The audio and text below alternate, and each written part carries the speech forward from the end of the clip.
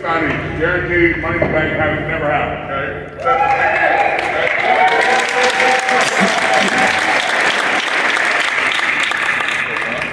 I do want to get this show on the road.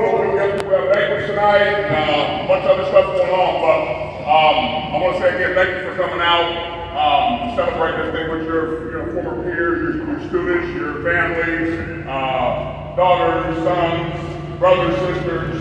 I appreciate everything you guys do. I want to get started with Coach Brown, the handle the baseball player. Said, get on here and said, thank you. Coach Brown, head baseball coach.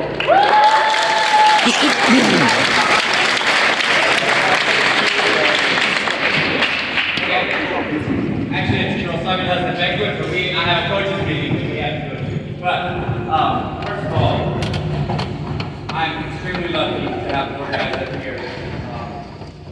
Really good guys. It is a testament to their families. I know how much these, all of them, or whatever it is, parents give to make sure your kid has everything they need to go compete and travel games and taking them to practices ever since they were 5 years old. And it's a lot of work. And like first, can we give all the parents a hand?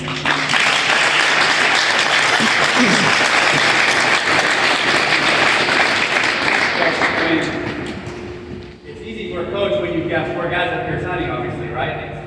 This makes it easy. So first, I want to start this go this way so I can talk. People can hear me. We've got Grant Mueller, who's going to Brandeis University.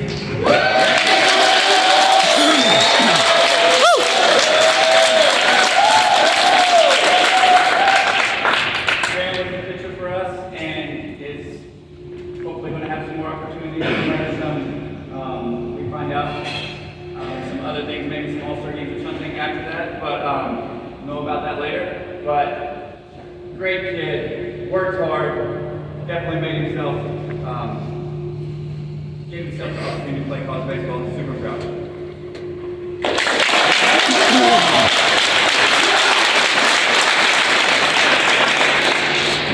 Tegan Mansfield is going to the University of Dallas, and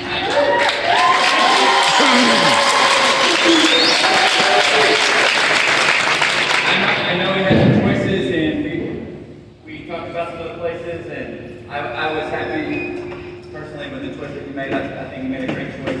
And Tegan was our catcher, and had some bad luck in both Westlake games. Ended up getting hurt in both games, and we talked about what we say is things don't happen to you; they happen for you, right? So this is something that's going to, a little adversity is going to make him tougher and better, and he's going to have a great career at University of Dallas, I'm sure.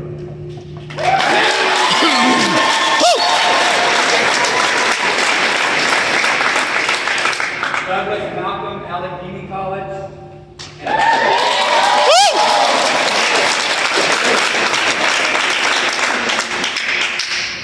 Douglas was a pitcher for us, and he had a few injury problems in the beginning, but always one of the hardest workers that we have on the team. A leader, getting guys to do what they're supposed to do. If I need something done, Graham, you're in charge. I mean, sorry.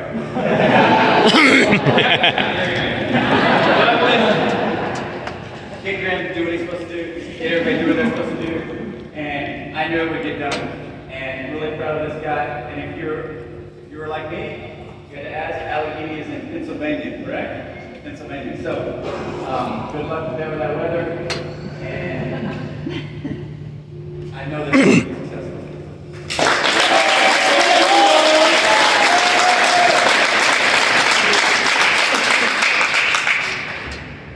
Eric Keith is going to Sterling College in Kansas.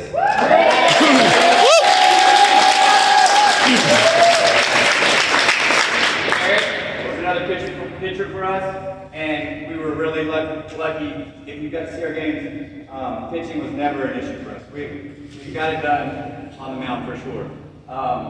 And Eric started a game, bring him in the middle of the game, middle of the inning, doesn't matter.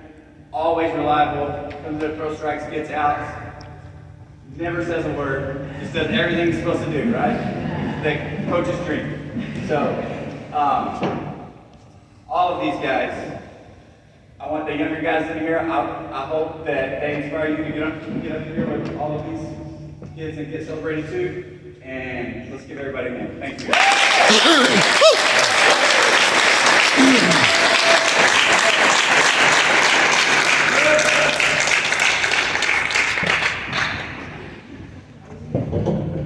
So Dixon Carter, our head girls soccer coach, we're talking about this in a second.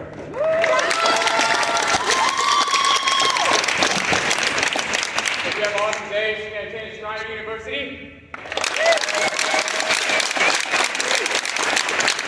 It's a 4-year starter for us. It's a 4-year letterman, academic all district, 2 years, honorable mention all district, 2 years, a hard worker, senior captain, and she's one of the first people in the weight room every single morning. So we know we can always count on her showing up when the time is right. She started every game for us. She came in when needed most. She's also one of our leading goal scorers this year. If you know anything about soccer, it's not a high-scoring game, but 9 goals this year, 9 assists this year. Moved up and down the field for us, played different positions. In the years past, she's been used for her speed. This year, we use her for her skill. So we totally changed what she's used to, turned into a different athlete, and trying to pick her up. And she's going to jump on that field, make an immediate impact, and she's going to do the same thing she did here, plus some over there. I'm excited to be able to coach her this year. It's been an honor and a privilege. We'll miss her. We'll be looking forward to seeing big things from her at Schreiner down in the future.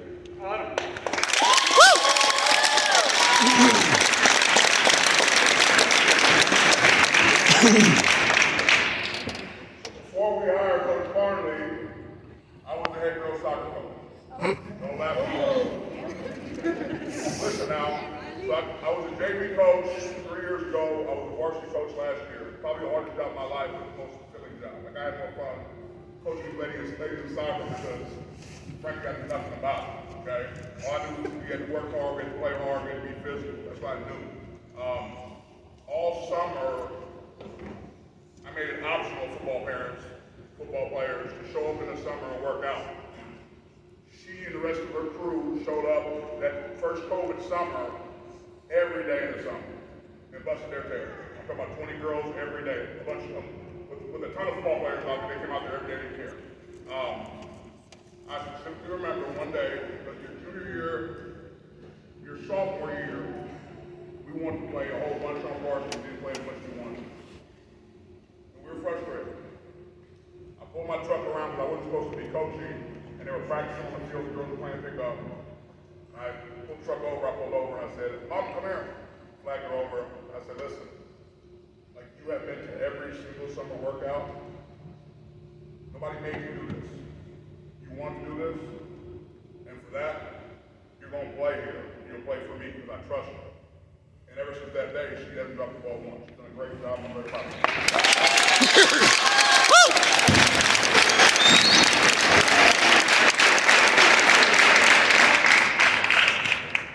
The next student athlete we're going to talk about is Miss Kate Hansen going to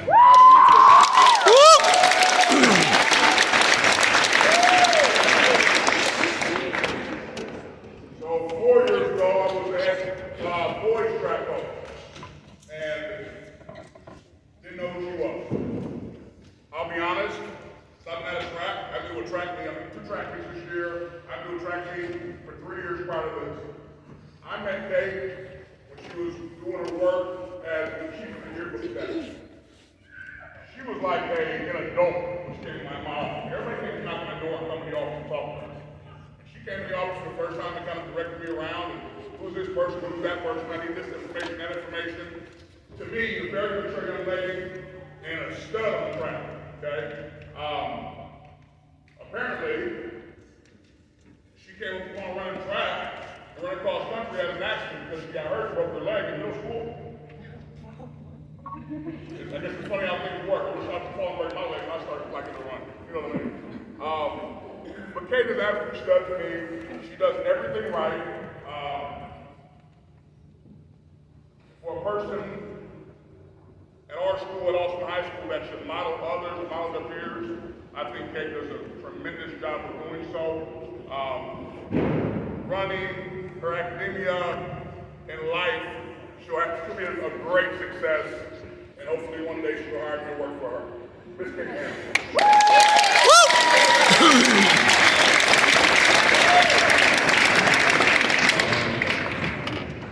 So today again, our head coach, Dr. Coach.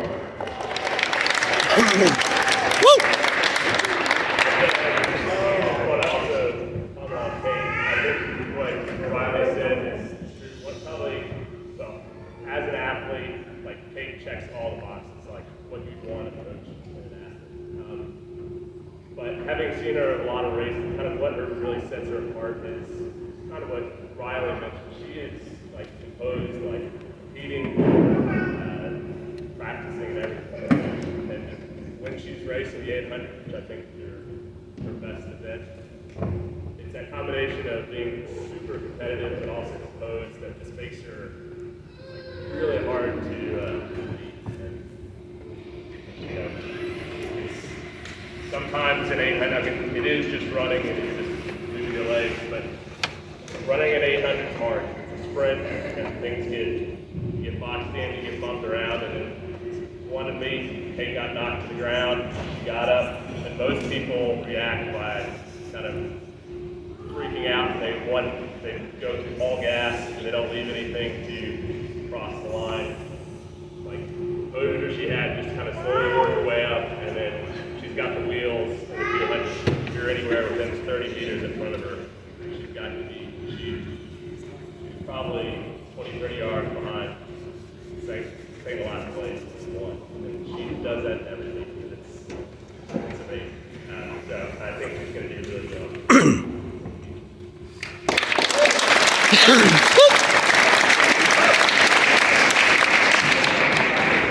Going to Colorado Mesa.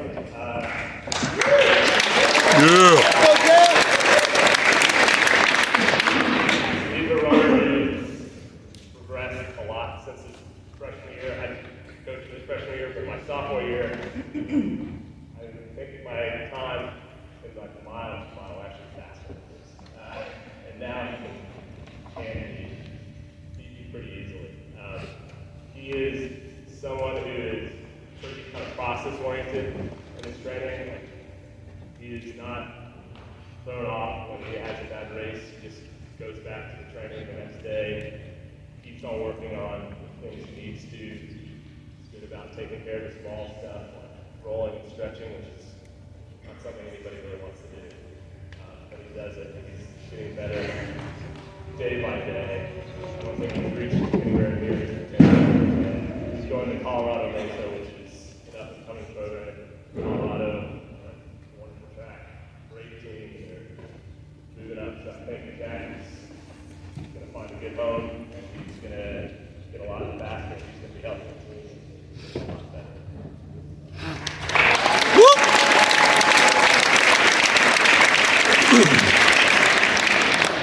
Carlos Milligan, goes to Midland College. Carlos has also come a long way. Carlos, his first couple races, he'd be 30 yards from the finish, and he was looking at his watch. Like, these will be running fast. Now he's somebody who doesn't look at his watch, which can be a little scary. But this year he's been a lot of fun to watch. These animated races, often sometimes in the mile, they play games. They go a little easy, a little slow, and then the last 200, 300 they start sprinting. Carlos set the races honest. He went out hard from the gun. There were a couple times where it was like, oh, Carlos, we're going way too fast. But he would hold on, and he kept the races honest. And so there's people who usually just play games and hope to sprint. They were pretty far behind him. Which is, yeah, you have to have the legs to run. So, hope he takes that racing strategy on the fifth demo. He'll do well.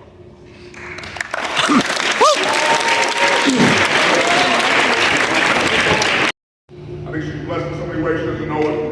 Congratulations, Miss Haley Atkins.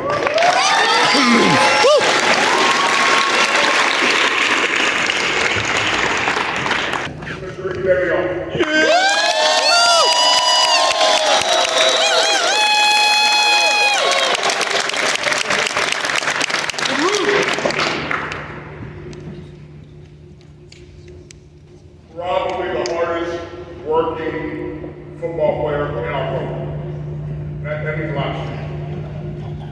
believe he is still out coaching our kids in spring ball now. Not paying him a dime, but because he loves the game, he loves the work. He's there every morning, 6:15, 6:20, getting his work in with his brother. Ricky's not 6'5". He doesn't bench press 450 pounds, he does. But as a football player in college, in high school, a 6'3", 320-pound young man, when I was there, I was 6'3", 320. He works way harder than I ever could have imagined. And at some point in life, that natural talent, early on it's kind of like he's talented, he's the best kid out here, and all of a sudden that hard worker starts creeping up. The hard worker starts catching up. Keeps on taking steps forward. Kind of like the snail in the race, right? Keeps on creeping, keeps on creeping, keeps on creeping, and guess what? Like Ricky's won the race. He's won the race. He's got an opportunity to play college football at Concordia University. Congratulations, Ricky.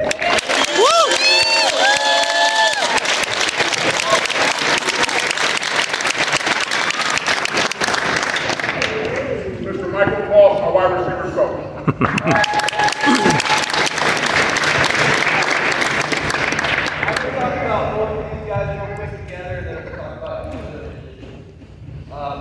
When I tell you guys that I had an absolute privilege of coaching you guys for the last 3 years, I am a new coach, okay? And you guys, this is like the first group I've seen through, seen it from the beginning through the end. And I could not have asked for a better group. And like my coaching career has gone completely different. I didn't have that first group who came in, who knew how to work, knew how to behave. But you guys are like love the game and want to stay in the profession. Okay, so I just want to let you guys know that. And I'm extremely thankful for you guys. And this is such a big thing for me. It's like I told you guys when I talked to you, like strong to growing pain, on maybe, when you're starting to come into your own. And they tell us young men, it's sell football. So from the bottom of my heart, thankful that you. Jackson Rush. Jackson Rush.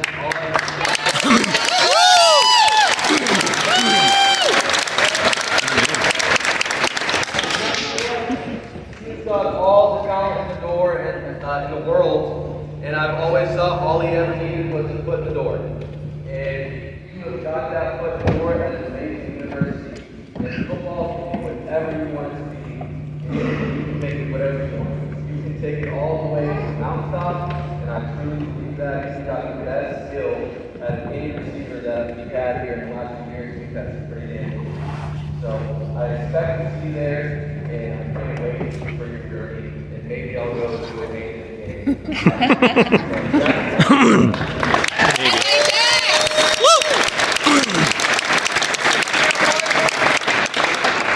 Somebody else said something earlier about you need kids in the program for younger kids to look up to.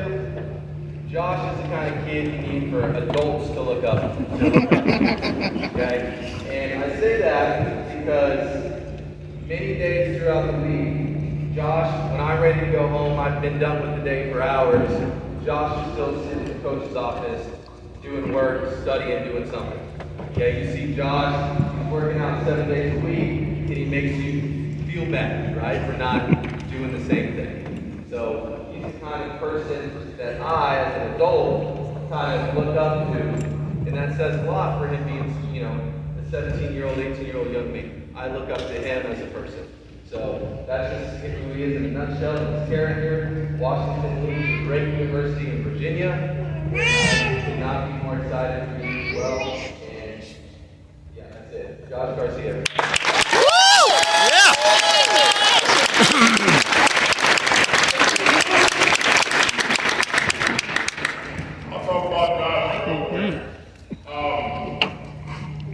Orange working,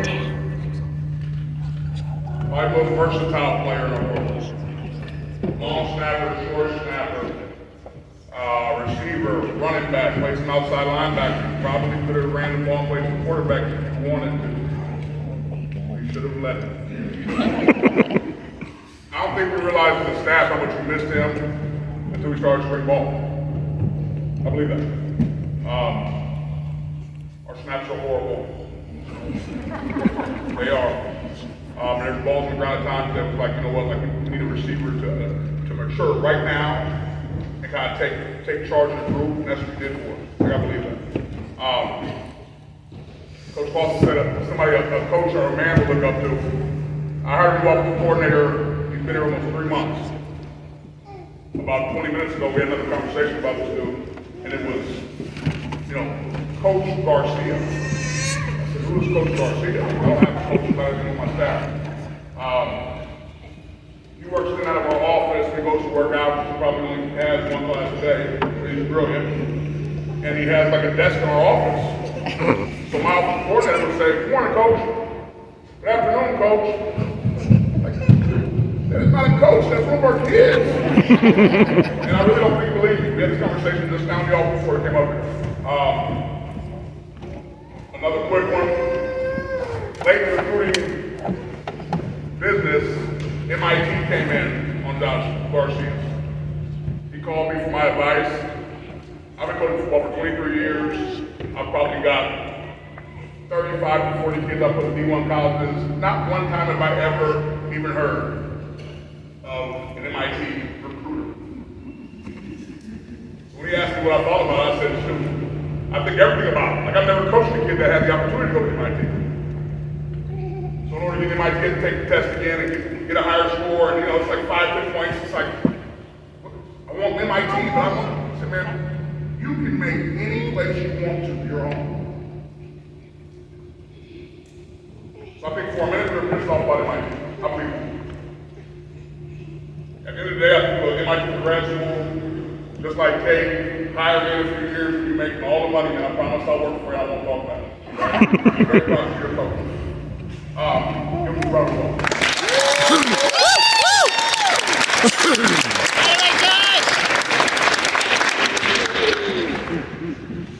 Mr. Lorenzo Garcia won Alford State University. Mr. Automatic!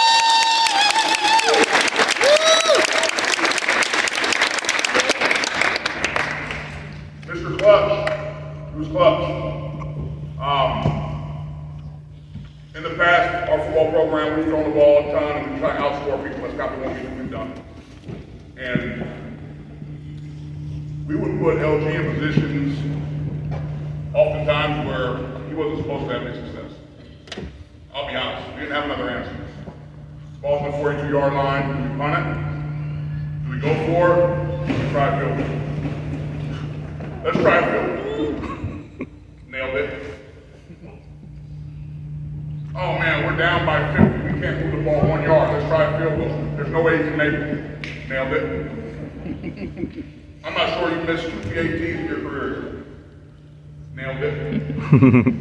Okay? And I'll take this on myself. Like, I really didn't know LG wanted to play football in college until about 3 months ago. I didn't know.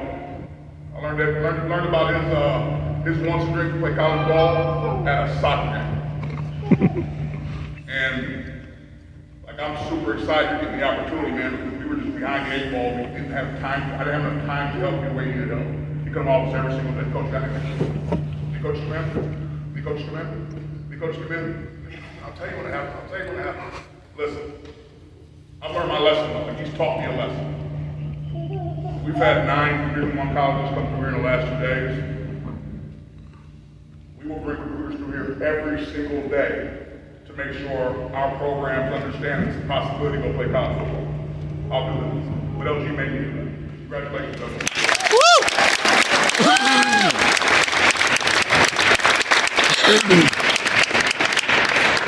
Next is Jackson Hanson from Millbury.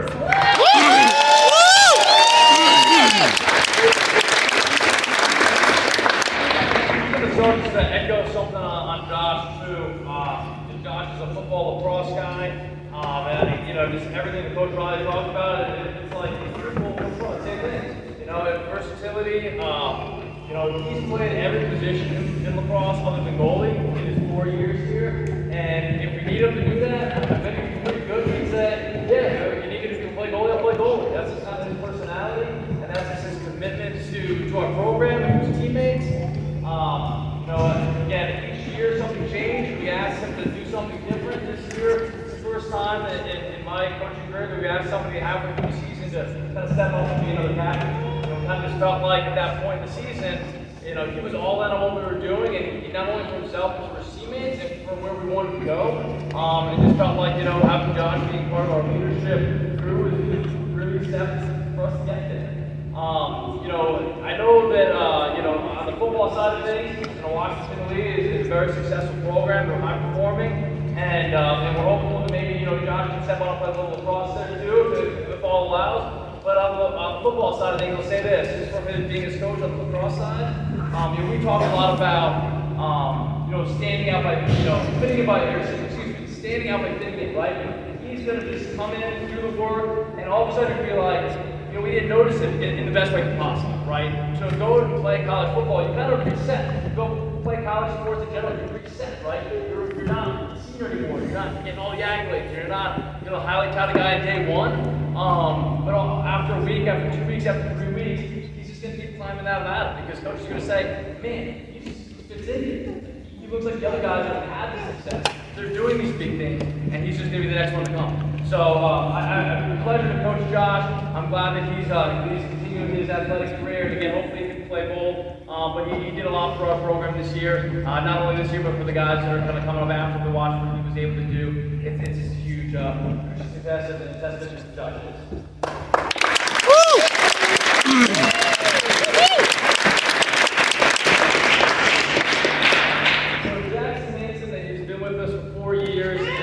From his freshman year, I knew he was a special guy on the lacrosse field, but I didn't really know him personally enough to know kind of the impact he was going to leave on our program. You can go through the stats of the Jackson Holes for our program. This year, the senior is U.S. Lacrosse All-American, which is a national recognition that I can count on one hand how many guys from Austin High have had in the history of our program. So some big things there for sure. You know, but more so than what he's being able to do on the lacrosse field, I think that really differentiates him as well. You know, he's a hardworking guy. He's very driven. He's very competitive. He's very tough on himself, which makes him achieve at a high level. I think the really thing that makes Jackson special and makes Jackson not only special for our program, but for the kids coming up through our program, is that he cares about the other guys that see him just as much as he wants to succeed himself. Which is something really different, you know, through COVID years, right, we worked kind of remote, and we're trying to get guys together, and I knew I could count on him to get guys together for working, just so that, you know, those guys can help kind of raise the bar along with him. It wasn't just him going to a field, it was him bringing other guys. I know from our younger guys in the program, if somebody scores a goal, their first goal in the game, I'm probably betting, you know, 10 times out of 10 that Jackson's the person running up to them, you know, jumping on their back, hitting their helmet, getting them excited to be a part of what we're doing here. So, again, you know, sophomore captain, I've never had a sophomore captain before. I thought that was kind of, I never thought I would. But when you have guys that are seniors going off and playing college, voting for Jackson after his freshman year to be a captain, you listen to the guys that are around him that know him the best. And I know he's going to do tremendous things at Middlebury, academically, athletically, and I look forward to him coming back to our program, continuing to kind of leave that legacy for those guys that are coming up, and certainly he's done it already, and great things come from that.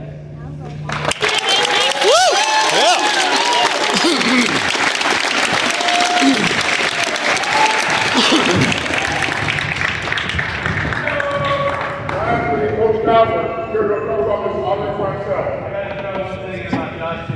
He was swimming freshman year, a little bit of sophomore year. He's found your true college level. Yeah, I was your friend Sal going to swim at Sewanee, the University of the South, and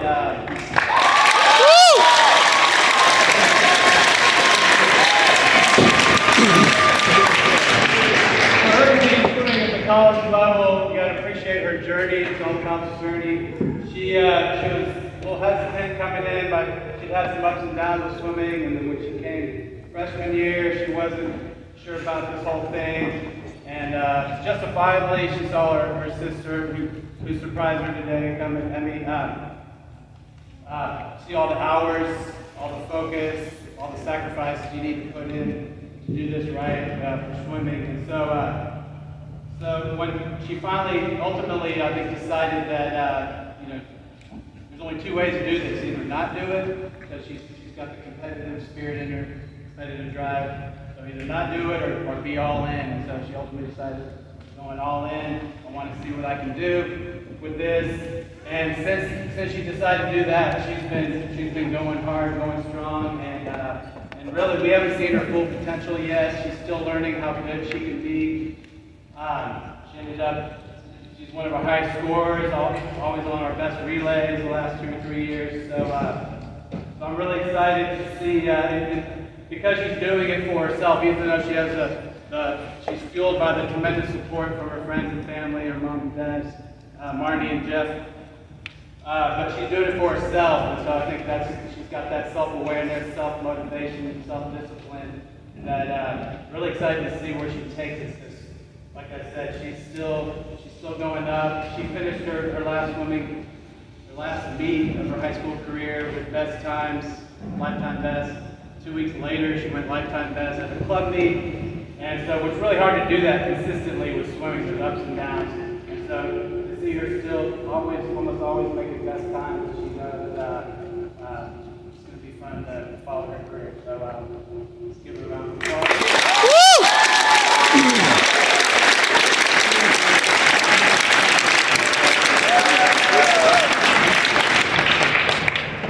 I need to say,